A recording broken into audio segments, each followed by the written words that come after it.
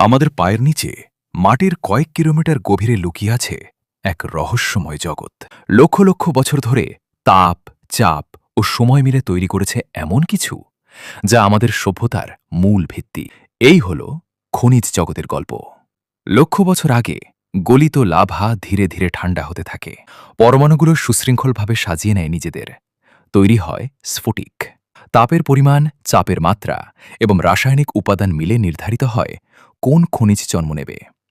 হীরা, পৃথিবীর সবচেয়ে কঠিন পদার্থ, তৈরি হয়েছে প্রায় ১৫০ কিলোমিটার গভীরে।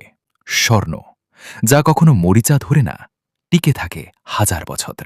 তামা, মানব সভ্যতার প্রথম ব্যবহৃত ধাতু, আজও অপরিহার্য। মানুষ যুগ যুগ ধরে পৃথিবীর গভীরে পৌঁছানোর চেষ্টা করেছে।